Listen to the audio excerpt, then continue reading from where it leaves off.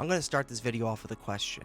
When you think of children horror franchises, which ones come to mind? I can think of a couple, but I guarantee you no other franchise made the impact that Goosebumps did. Goosebumps coming up next on Fox Kids. Goosebumps, Saturdays at 7:30 and 8 on YTV. The all-new Goosebumps video series, available now on home video. The Goosebumps franchise started in 1992 with the publication of one book.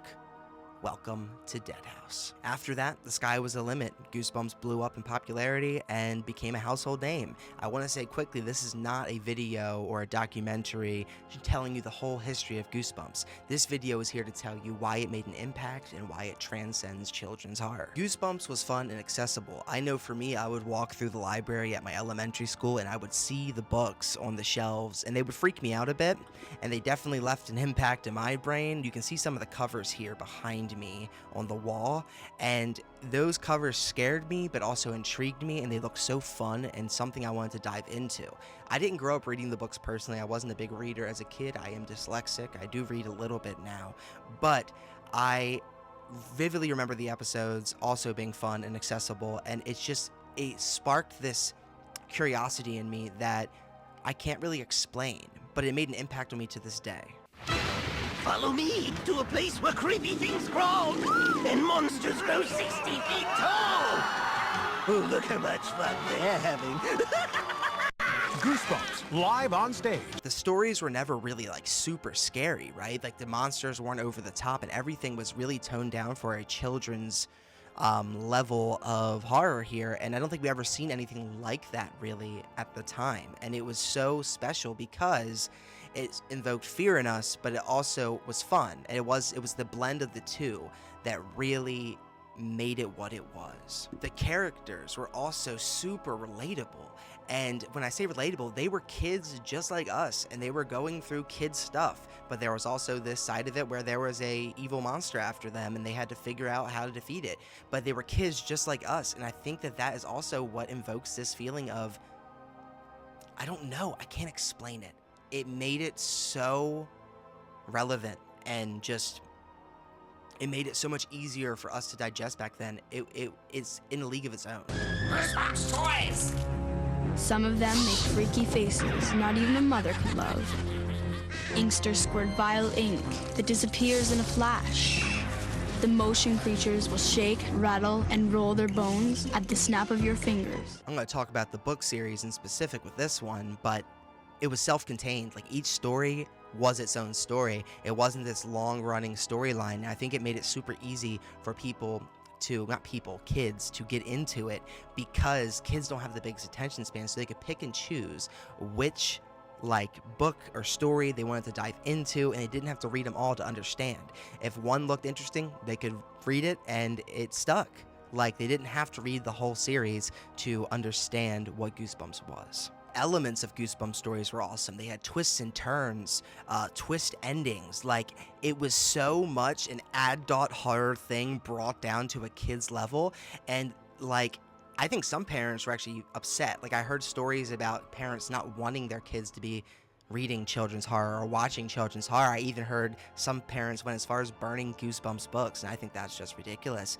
But it really was an adult thing brought down to a children's level with the same level of twists and turns at the same quality. At least the books were. Some of the show's episodes were pretty cheesy, but I still love them for what they were. But it was so awesome. R.L. Stein wants to give you lots and lots of Goosebumps in 3 different book series. First, Goosebumps, where the terror began and the screams go on forever. Goosebumps sparked imagination in children, and I would say even adults, because I'm an adult who loves Goosebumps. It sparked imagination and curiosity. We could put ourselves into the story. It wasn't hard for us to dive in and just become completely engulfed in the storyline, and that is awesome, because I've seen some children's horror franchises that don't really engulf you in the story, don't put you in the seat of the protagonist, and Goosebumps did, and that takes it to a whole nother level. Finally, Goosebumps empowered us through fear. And what I mean by that is it showed us that it's okay to be afraid. It showed us that we can be afraid and we can face the monster. It showed us that fear is a normal emotion, but we can't live in it. And it empowered us and taught us that life lesson. And it also taught us other life lessons. One book that comes to mind, and is my favorite story by R.L. Stine, is The Haunted Mask. This book shows kids that you don't have to put on a mask, that you can be your genuine self, and you need to love yourself. It's so deep for a children's book. It's so deep for a children's story. I think the episode is the best Goosebumps episode of all time, along with the Haunted Mask 2 episode. Special stuff, left an impact on me, and I saw this when I was a child, and it still left an impact on me, and it's still teaching me stuff today.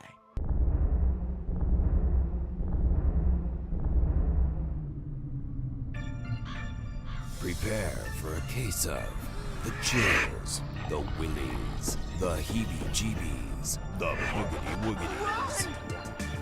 Prepare for Goosebumps Horrorland, the video game. And to this day, Goosebumps is still a cultural phenomenon. They're still trying to reboot it. Like, it lasted. You can't say something that started in 1992 that's still getting, like, reboots and stuff didn't make an impact. Like, I think of horror shows and children's horror franchises from back in the early 2000s and 90s that aren't really getting any attention nowadays, but Goosebumps had a reboot in 2015 with the movie, then that movie had a sequel, then they did Goosebumps 2022, and then now they just did Goosebumps The Vanishing. Whether I like all of those adaptations or not, it doesn't matter. Like, I loved the 2015 movie, I didn't like the 2022 reboot, and I loved Goosebumps The Vanishing. But either way, it shows you that there's still an interest, and a lot of the people that are interested now are adults, meaning it transcends children's horror, because I don't see a lot of children that are into Goosebumps anymore, but like, I'm in Goosebumps fan club groups on Facebook and stuff like that, and Goosebumps is still relevant and is all adults. So it definitely transcends children's horror and made an impact on my generation and the generation before me. I want to wrap this video up by saying thank you, R.L. Stine, for creating the Goosebumps franchise. Thank you for creating these stories. Thank you for making an impact. Thank you for showing us that it's okay to be afraid, but that we can also not live in that fear. It's okay to love ourselves and we don't have to wear a mask. All these lessons that were in these stories, thank you. You made an impact. Your franchise made an impact.